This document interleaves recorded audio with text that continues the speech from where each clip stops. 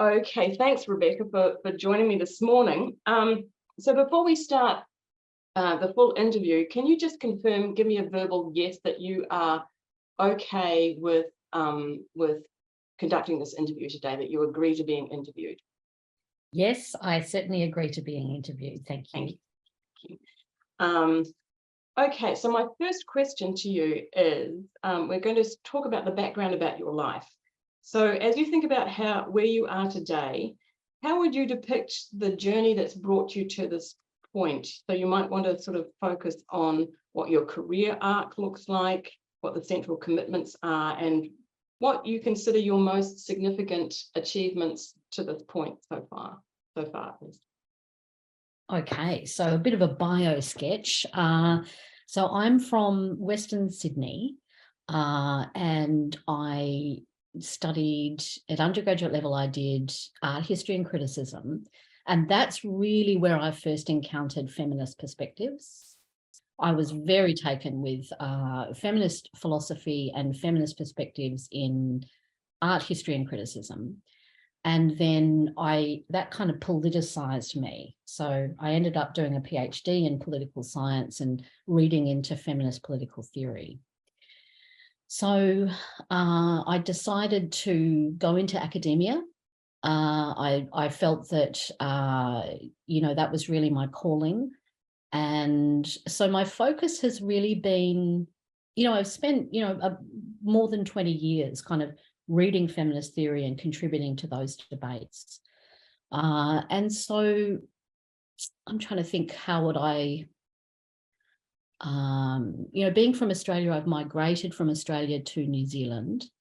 So I have, quite a strong knowledge of sort of Australasian feminist perspectives.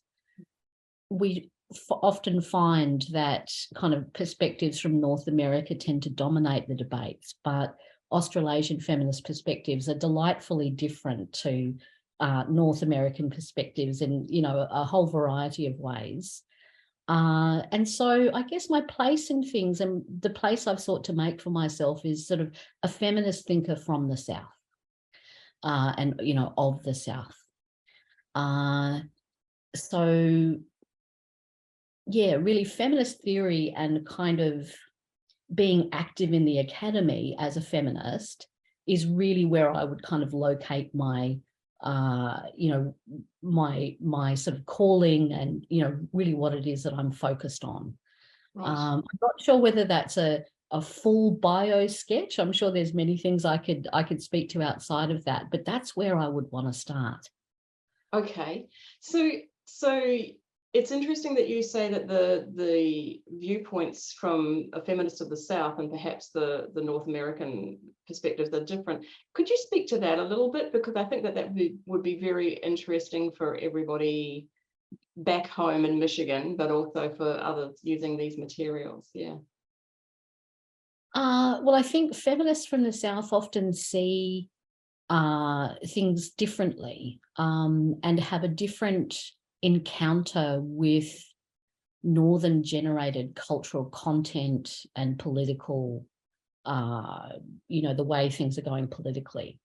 And feminists of the South also is something of a minority voice, in the kind of broader context of kind of feminist debates.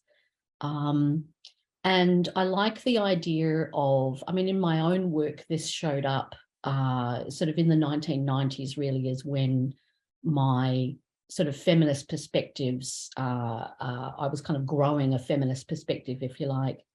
And one of the things that was happening in the 90s was that sort of the feminist popular press had really turned. So if you look back at the 70s and even the late 60s, you see that the kind of feminist blockbuster texts that were designed for, women at large to read and become empowered,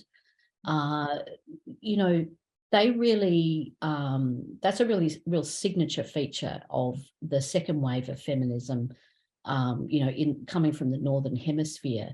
And then in the 90s, their messages started to change. Those texts of the 90s, like Naomi Wolf's Fire with Fire and Katie Roiphy's The Morning After, those kinds of books were about what's wrong with feminism, and what's wrong with the way that women are thinking about themselves. And they were particularly arguing that, feminism has encouraged women to identify as victims, and feminism has therefore sponsored this kind of disempowerment of women, and women are overcome with this victim mentality.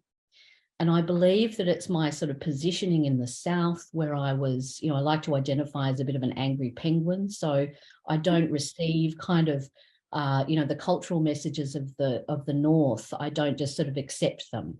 I see the scope for a Southerner to see those differently. And so I wasn't having it. This idea that feminism had descended into a victim mentality really didn't read right to me. And so I devoted myself to actually speaking back to those texts. And I notice now that the feminist popular press is much less of that type of argument. But I thought the sort of critiques of victim feminism that dominated the popular press in the 90s, I saw those as profoundly destructive. And so that's sort of an example of, I'm sure that people in the North were seeing them that way as well, but I think it was more possible to get around that discourse and to critique it from a Southern perspective. Right.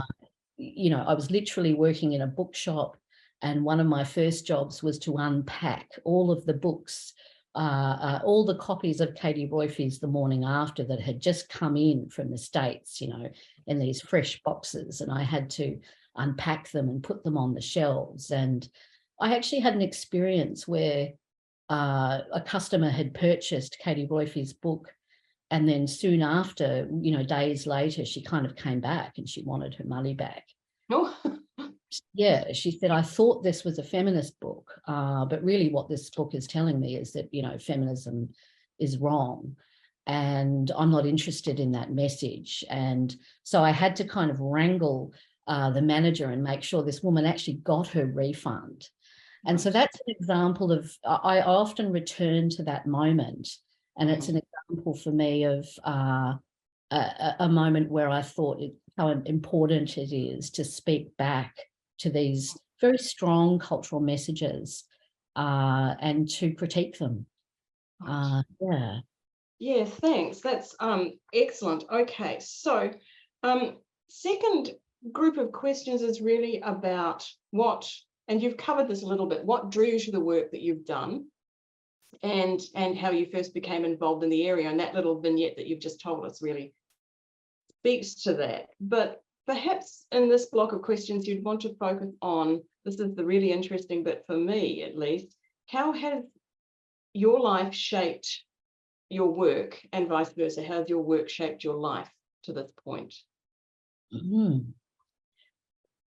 That's a profound question. I have a working class background, and so I have always been interested in, this world that we have, right? This binary gender order that is, proliferates with dividing practices. And so, these kinds of bodies, we've decided that they're male and they're going to be doing these things. And these bodies over here, we've decided they're female and they're going to be doing different things. And so bearing witness to, I've always been kind of ranged from bemused to horrified by the dividing practices that we see in society. And I think that, they have really, it's sort of when I cultivated the ability to step apart, somehow I had this, I think my working class background, particularly looking at dividing practices in the area of labour, the idea that, there's that classic gendered division of labour that, people may or may not be living these days, where it's thought that, the home is the primary domain for the work that women should be doing. And, men have access to the public sphere of, the public life and employment and so forth. So the idea that different kinds of labour are suited to different kinds of bodies, I think my kind of working class background, again, was a way to kind of see through that. Mm. So I was never, I'm sort of part of a family where, there's a history of kind of voting Labor. There were, always political discussions happening in the context of the family, and an identification, with Labor movements. So I feel like my sort of leftist perspective, my left feminism, was really kind of forged in that context, and gave me this ability to see that those dividing practices around Labor, which are so significant for how people live their lives and people's life chances, it enabled me to see that that isn't just the way of things, that in fact that's the outcome of certain kinds of struggles that went one way and not another, and that to maintain those struggles, because those dividing practices are productive and destructive. They produce our lives and they produce our sense of ourselves, but they also destroy possibilities for people. And so I kind of think that in terms of the biography and the work, the dialogue has really been in that place of, left feminism and thinking critically about those dividing practices, especially as they bear on Labor. Right. So you bring up a couple of really good points there, and that is this intersection of class and gender. And I guess, positioning yourself as working class and voting Labor. Do you think it's easier to sort of disrupt the dichotomy between, male, female, do this, do that, if you are left-leaning? Or, what's it like in New Zealand? What have you observed in New Zealand as might be different perhaps in, say, the Northern Hemisphere?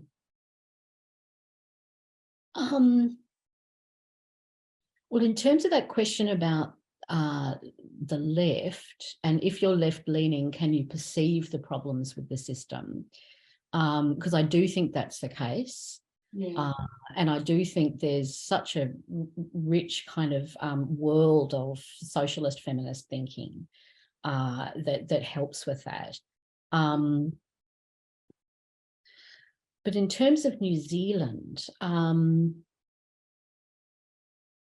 it's interesting. I think the history here is one of, there's that proud achievement of, winning women's suffrage, the first country to grant women's suffrage. But then, of course, there's been the long struggle, beyond that, to actually have women in Parliament. And so, as elected representatives in Parliament, and, in the Jacinda Ardern years, we actually got to a point where there was this, achievement around the number of women in Parliament. And so as a sort of a left feminist, I support that. And I do think there's been a lot of focus on that in New Zealand. But I'm always interested also in the radical outside, where we're not necessarily seeing the Westminster system as the great passage to human freedom. And we want to keep our political imaginations alert and supple and able to imagine modes of organising that foster human freedom to a much greater extent than what we currently have. And so I think that if we wanted to, promote equality of gender and kind of move beyond this binary gender regime, we need something stronger than the Westminster system. And so when I say stronger, I mean more amenable to human freedom. So perhaps my political imaginary kind of doesn't quite fit with what we currently have. I'm interested in what we can evolve yet, in terms of a system that would would enable human freedom rather than disabling it, which Right. I think is what we have right now. Interesting. So you sort of touch on the other point that I wanted to just sort of sit with for a little bit, and that is, it's a difficult question. Do you think it's, and I'm sort of preempting a further question later, do you think this binary of, you know, boys do this, girls do that, men do that, women do that, male, female, has that moved in New Zealand? Are we still kind of fighting that battle, or you know, like disrupting that in any way? Yes, there are terrific efforts, and I think it has moved. There have been all kinds of shifts, and there have also been, I think, unintended outcomes, which is often the case. The gender pay gap is one way to think about the movement. We still, you know, with all of the changes that have taken place, you know, women are part of the workforce to a greater extent than they have been at any time. Working class women have always worked, of course, but there is kind of a shift with women's greater visibility in the workforce, doing a greater variety of things. But there are still a dearth of women in senior positions within corporations, within public bureaucracy and so forth, state bureaucracy, and in universities. And so I think there have been profound shifts, but the old patterns are still there. So just sort of as an example, I've been reading into, there's a kind of what some people are calling a kind of remasculinization of academia going on, right? And what they mean by that is that, you know, women have entered academic life to, you know, in many greater numbers than we've seen in the past. But the question really is, what kinds of roles are they going into? So we have more women in the academy, but we have women overrepresented in precarious work, in part-time positions. And so our gender pay gap in the academy currently is a woman academic can expect to earn on average $400,000 less over the course of her career than her male counterpart, right? And that's a significant, you know, that's half a house, right? Yes, yeah. That's a lot of money. And in a cost of living crisis, that kind of pay gap really shows up in terms of determining people's comfort and life chances. And they're kind of their reward for or return on investment in their education and in their career. And so, yes, I think there have been really significant changes. But I think things like the gender pay gap, however it's measured, there are all kinds of different ways of measuring it. But that is kind of the lasting trace of, you know, that's always what I want to see is, okay, how is this translating into money earned and status gained? So the other pattern, of course, is that women gain seniority at a much lower pace. Right. I mean, it's not just public validation, but it's also that, you know, women live longer than men and more likely as not in poverty. And, you know, so, yeah, there's a lot going on there, and I would totally agree. Okay, all right. So let's move on to the third block of questions, and this is reflections on your work. So how do you understand the term feminism? Let's just sit with that question for a bit. What's your take on that feminist term? Yeah, it's funny. I've run hot and cold over the years on the term feminism, but I like it now. I'm quite happy to run with it now. I think increasingly we need to be making a distinction between feminists and womanists. It seems to me that, you know, public figures like J.K. Rowling, who are speaking out against trans rights, Mhm. and derealizing trans identity. I think they're more womanist than feminist. I Right. associate feminism with a far more radical perspective than that, and almost a mode of constant learning about what can be done around gender. And certainly not a fixed idea that, yes, you're right, this is a male and this is a female, and that is how it is.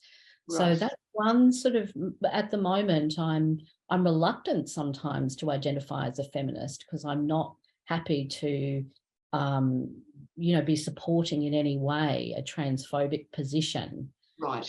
Um, and so I think the term has had such a life, Yeah.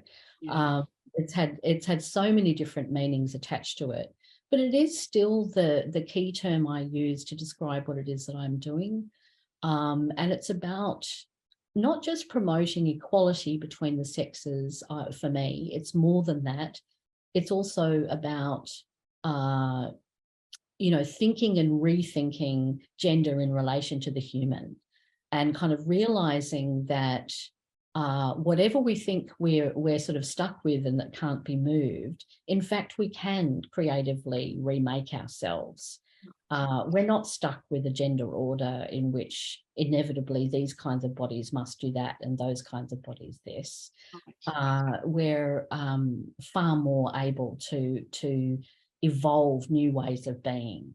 And so I'm all about feminism being the thing that alerts us to that, and Right. not at all the thing that says, oh no, this is a woman and a woman must only be this. Right. So I Yeah. associate the term with freedom, but I'm not sure it's being associated with, it's always used that way. Yeah. Yeah. No, good answer. Thank you for that. It's a question that it's a simple question, but it has a fairly deep history and meaning. So what has being a feminist then, or your understanding of being a feminist, what has that meant for your work? Well, it means, it's interesting because I've crossed through, I read into lots of different disciplines, and in all of those disciplines, I'm finding the feminist voices. And so I'm sort of an interdisciplinary scholar, but really I feel like I'm coming in on the same kind of conversation in each context. So, in the arts, in politics, and more recently in areas like criminology and victimology, I've been kind of seeking out the feminist perspectives and learning my way into them, and then finding my voice within those debates. Right. Yeah, so I've kind of moved around a fair bit, and that for me is, that's been quite an important journey. Yeah, I can totally relate to that. So the next question is, can you tell us something about your relationship with other members in your own organization? So I guess you sort of touched on that with the interdisciplinary. So you're at University of Otago in Dunedin. Do you what's the collaboration like there? I mean, is there a lot of interdisciplinary collaboration across departments, across schools? Yeah, there's all sorts of collaborations always going on. Okay, good. I'm actually at the moment collaborating with people elsewhere, though. So I'm part of a collaborative team that is starting to look at the decriminalisation of abortion in Australia, New Zealand, and Ireland. And so I tend to find that one of the things about being located in Dunedin is I do want my links with people elsewhere. We want to have that sense of being located in the world, because probably because we're so south, Right. Yeah. but yeah, no, there's all sorts of, I mean, it's a really creative environment at Otago. There are fabulous scholars all around. So I find that, I learn a lot from the people around me. Okay. Yeah. Great. Okay. So the decriminalisation of abortion, it's a fairly hot topic. Let's hope your research reaches other areas of the globe, as well. Thank you. Okay. So what are some of your expectations of your organisation's future? You said it's a really creative environment there. Do you think that's going to stay, given the news media in New Zealand, at least, of layoffs in, tertiary institutions, which seem to be across the board everywhere? So what do you think is going to happen with the University of Otago? Well, it's when I speak to the creativity that is going on always, I really am talking about my colleagues and what they're doing, particularly my colleagues in the humanities, but also other parts of the university. But in terms of the university as an institution, we are, suffering the effects really of the neoliberal capture of the university. So, those significant policy changes that were about turning universities into businesses, Yes. And addressing them as corporations, or at least wanting them to model their operation after that corporate structure, which I'm against. I think that doesn't work. And I also think that amidst all of that, it's important to bear in mind that actually the universities is still a public institution. So we're a public university. The government may be underfunding us, which is certainly, what's happening right now, but we are still a public institution. So there are, many effects of the kind of neoliberation of the university, or the remaking of the university after the sort of patterns of a neoliberal economy. It's meant more of our staff are precarious. And, as I noted earlier, many more women than men are in that precarious position. It's meant that, our departments and our entities within are at least theoretically meant to be we're kind of set in competition with one another. Yes. And one thing I love about academics is the way that we kind of ignore that often. So, the story from within the university, really, for me anyhow, my perspective is that I just love the way that academics have kind of it's like, nevertheless she persisted. There's a sense in which we just persist with our work. I think we probably needed to put up a greater opposition to the neoliberal capture of the university, because it makes us so vulnerable to the ebbs and flows of budget, right? But it's still, I don't know. I still feel like we're more than doing our job in terms of for students. So I'm very involved in that. The teaching interface is still a very rich and kind of wonderful space. And so one has this sense that in my immediate environs, I have a sense of a really rich intellectual life being led by all. But of course, there is this wider scenario where, we're vulnerable in ways that we shouldn't be. So I don't know what the future holds. And in a sense, one thing I would do is that I do think academics need to be more sort of actively participating in opposing these things. And I think that, what's going on just at present, many people are kind of starting to think that way and thinking actually we should be, doing more to oppose rather than just kind of taking another blow. So it's definitely a hard time. But I just try and stay with the richness of what we're doing every day. And also the talent of students. We have amazing students at the undergraduate and postgraduate level. And, when you're marking an essay and you're just going, oh my God, what talent, when the talent's jumping off the page, you can't but feel good about what you're doing. Yes. You know. Yeah. Yeah, I wonder too. So you are, correct me if I'm wrong, senior lecturer of gender studies, Gender correct? studies, yes. And so this might be a good place to ask you about. So it's been observed that women's studies, the programs are few, if I haven't actually stumbled across any women's studies programs in New Zealand. And so I was trying to get at with my last question, like I think academics need to be fairly flexible with like the folding in of departments to schools and, you know, sort of different umbrella schools. And so your school is the department, the School of Gender, and can you tell me what it is and what your school is? Yes, we're a little monster. We're three things. We are sociology, gender studies, criminology. Right. Yeah. Yes.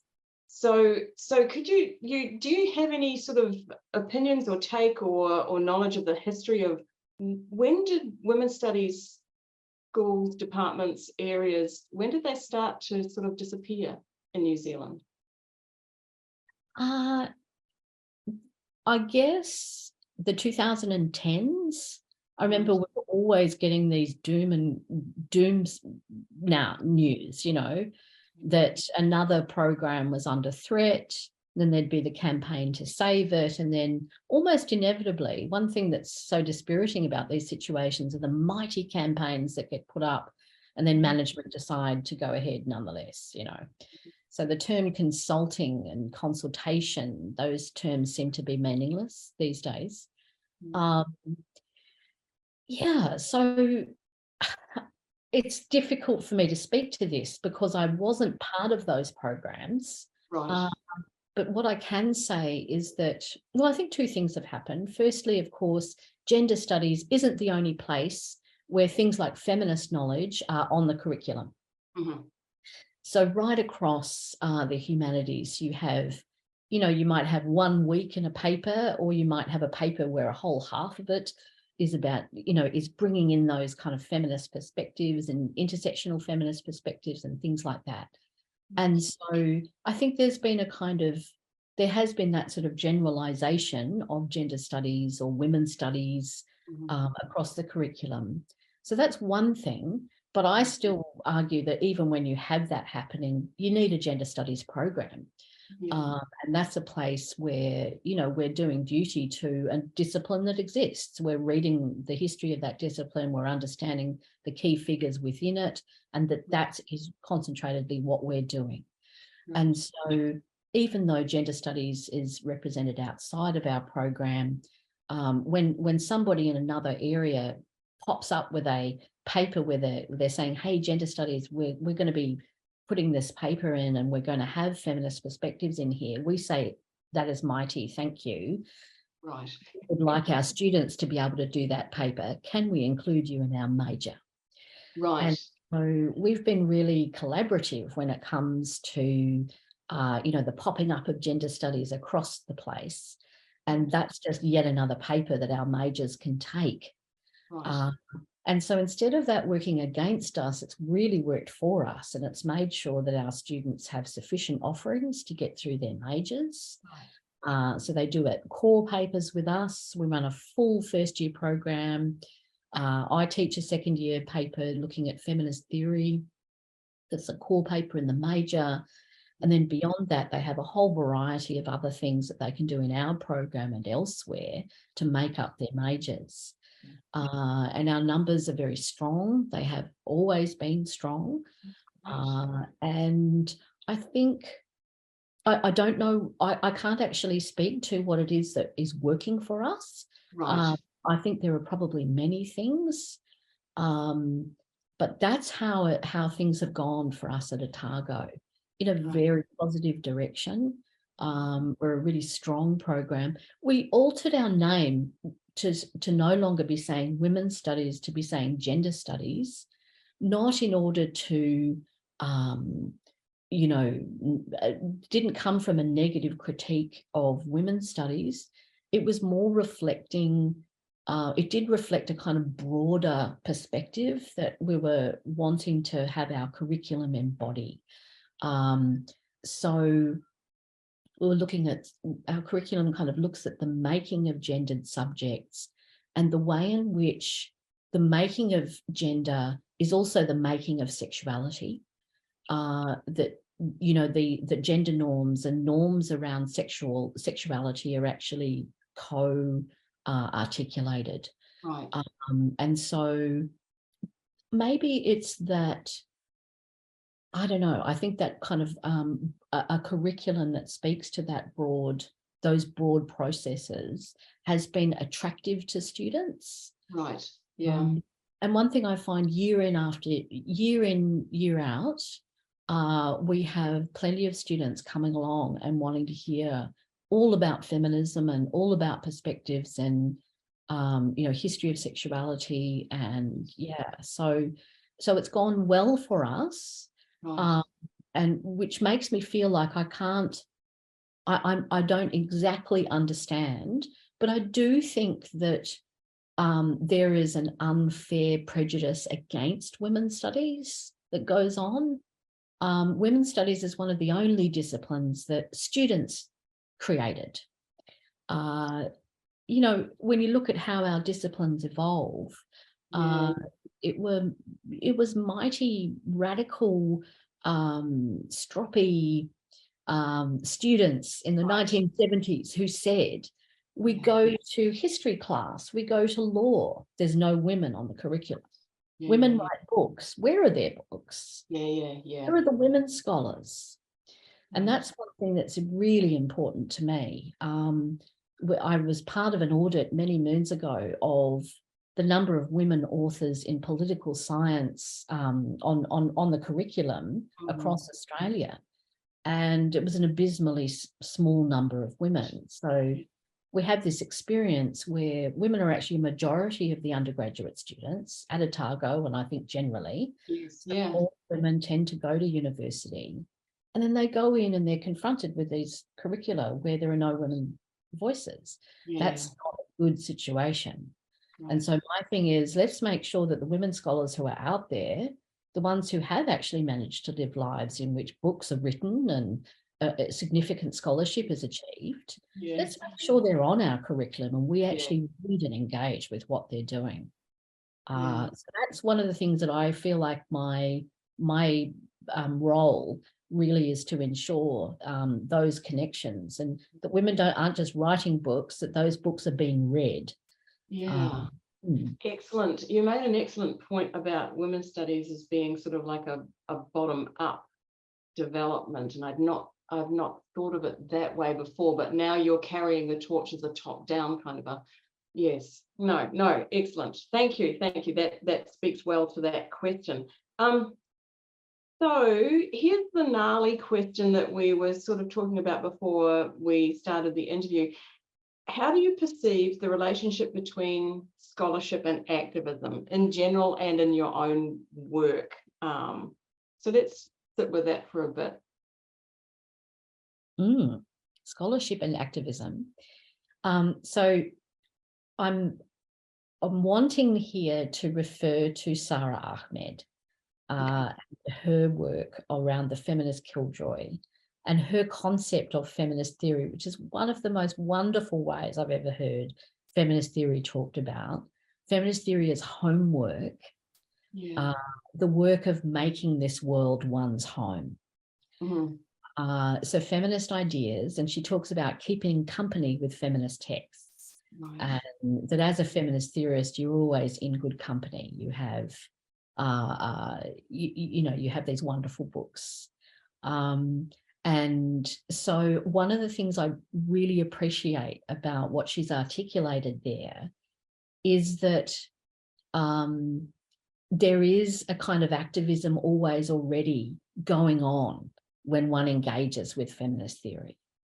So it doesn't look like activism might traditionally look, but there's certainly an activism involved in engaging with and participating in feminist theory. It's about making a world that women can call home to, So I really appreciate that concept. And so I don't necessarily go in for, really strong distinction, that the idea that, oh, you're doing scholarship and therefore it doesn't have a relationship to activism. Right. I Yeah. think our received concept of the activist, it's the person on the street with the placard. And I love that person. I love that perception.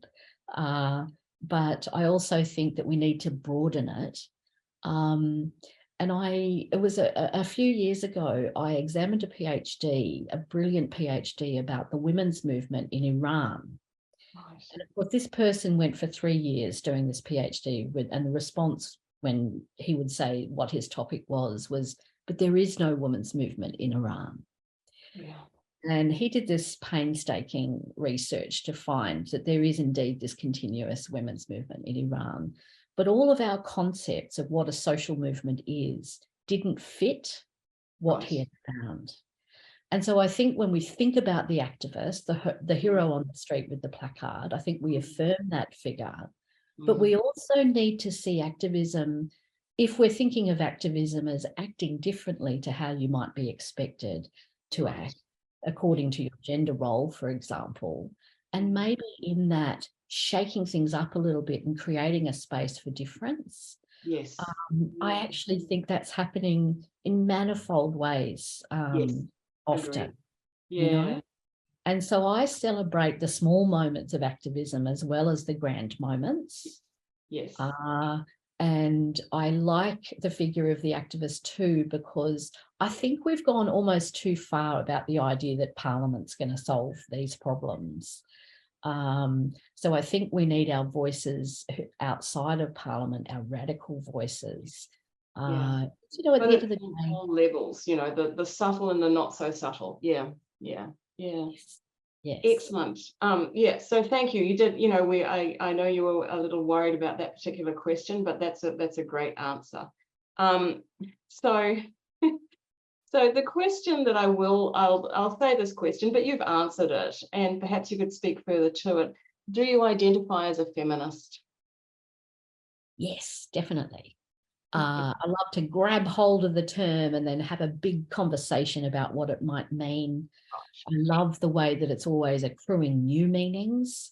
I love the way that in some contexts it's not, for example, recently I've been reaching for the term womanist.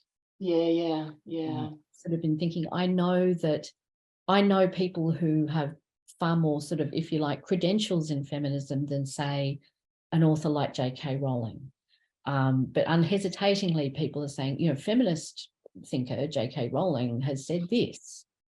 And so I want to pull back. I want people to pull back from that. I want there to be moments where we're saying, using a term like womanist, for example. Right. And this kind of gets into a matter concerning the sort of backlash against feminism, and the way I think feminists are always doing the work of having to explain what it is that they are, and so forth, and almost defend that, because there's always going to be something negative out there to say that that's something that you shouldn't be doing. Right. And so I think we're often on the defensive, and I just kind of, as it were, lean into that. I'm very happy to kind of fight for the term and to be clear about what it does and doesn't mean to me. Yeah. No, really good point. And that sort of came to the fore with the visit of Posey Parker. I keep getting it around the wrong way. Recently in New Zealand. But good. And these things, having a more nuanced discussion about what that's all about, I think is very important, rather than a sort of reactionary bifurcation of what it is or what it isn't, basically. So good answer, thank you. Okay, so now we're going to move on to the sections that talk about where you see your work as fitting into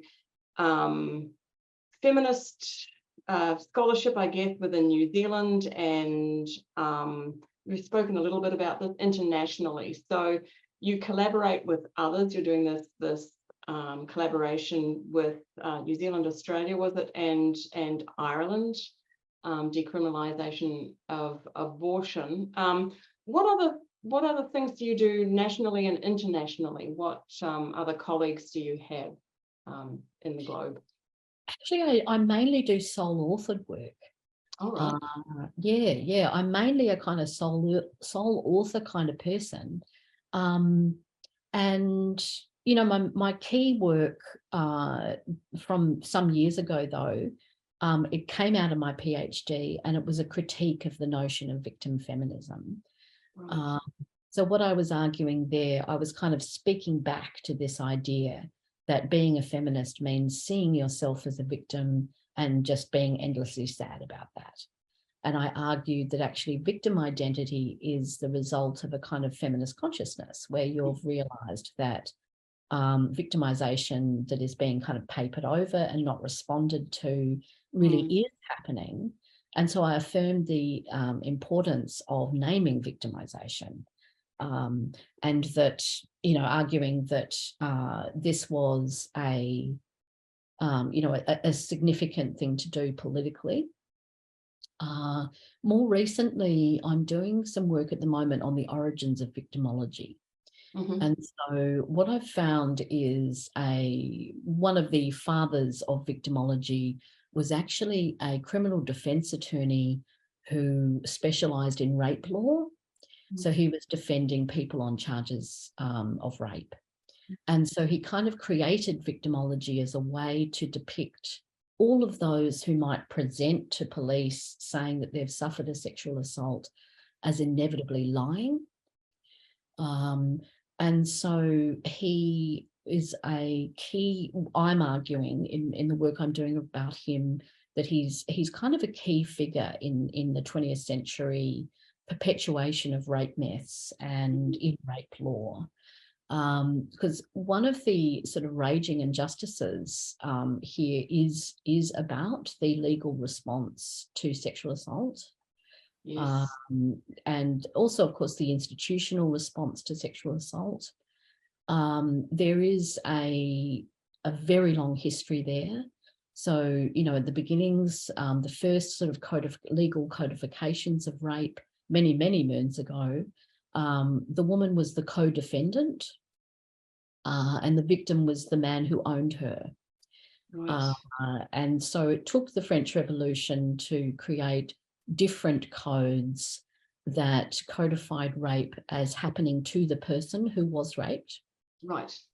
So that's still quite recent history. When you look at the broad sweep of human history, it's yesterday that we decided that, oh yes, rather than the person who owns her, or the man who owns her, her husband or father, that this is the person who was victimized. And then in order to, and in that same moment of the revolution, defendant rights come to the fore. And of course, defence attorneys, their position is to stand between the citizen and the state, and defend the citizen in that moment. And so we, on the one hand, got the ability to see the victim of rape as the victim. Yes. And on the other hand, defence attorneys arise to find new ways of defending the person who stands accused of this. And so sort of in this recent work, what I'm tracing is the way victimology as a branch of criminology has really been operating the founder of victimology, who I'm talking about, really joined hands with Sigmund Freud. He corresponded with Sigmund Freud. He's one of the first lawyers to bring Freud into the legal setting. So he was really all about making sure women were still seen as liars. Right. Or you know, as fundamentally dishonest. Yeah. Yeah. Oh, yeah. So, man, that's pretty amazing. So we've talked a little bit about your own scholarship and some collaborations, and also then where your scholarship might fit globally. You know, we've talked about the North and the South. But do you have any other observations about where your scholarship fits in the overall scheme of things? I would hope that I'm where my scholarship fits in the broad scheme of things. I feel like with the project I'm doing around Mendelssohn, because I'm sort of doing that in the Me Too era, Yeah. I feel like I'm part of a really long struggle that's kind of coming to a head Right. around the injustice of the justice system's response to Right. people who have suffered sexual assault. Mm. And there I include men, of course, as well as women, girls, boys, and men. So one of the problems with the victimological view is that, it puts boys and men even further away from victim identity. Yeah. So that's one of the issues there. So I feel like I'm joining a very long struggle, kind of 50-year long struggle. And I feel like it's kind of late in the day of that struggle. And I'm still feeling somewhat hopeful that we might kind of push through. Because one of the things I like to point out is that, conviction rates for sexual assault across the world are very low. I'm not a fan of prisons. I'm not all about wanting the justice system to be putting people away. But I do think it's important that we understand that none of us have experienced a society in which rape is criminalised. Yeah. Right? When you've got a 1% conviction rate, Yeah. it's decriminalised, right? Yeah. So I think it's really important for me, that's a pretty radical fact, Yes. 21st century Yeah. rape is effectively decriminalised, right? And so I don't want to leap to the thought that that means there is a huge population of people who must be in prison, Right. because I affirm abolitionist feminism. I don't think prisons are the answer. But I do like people to be kind of aware that we don't understand what the criminalisation of rape would even do, because we've never had it. Right. Yeah, or even, it depends on how you define sexual assault. There's some fairly high-profile cases in New Zealand right now of name suppression or identity suppression in public figures that I've been following in the news. And that the same old trope exists. Oh, it would deplete the alleged perpetrators' future job prospects, for example, or those sorts of things. So those arguments haven't gone away. It's still protecting the perpetrator. Defence attorneys have remained unchanged. And if you tuned into what they were saying during the Me Too era, they were all saying, well, victim blaming's my job. Yeah. That's what the court demands that I do. But actually it isn't. It's a peculiar kind of defence strategy that was invented sort of early in the 20th century and that they're just continuing on with. Yeah. But I think it's important to register here, of course, that where rape is criminalised is if the perpetrator is a person of colour. And so you end up with the situation where all of the victim blaming that goes on is suddenly disappears if the perpetrator is a person of colour.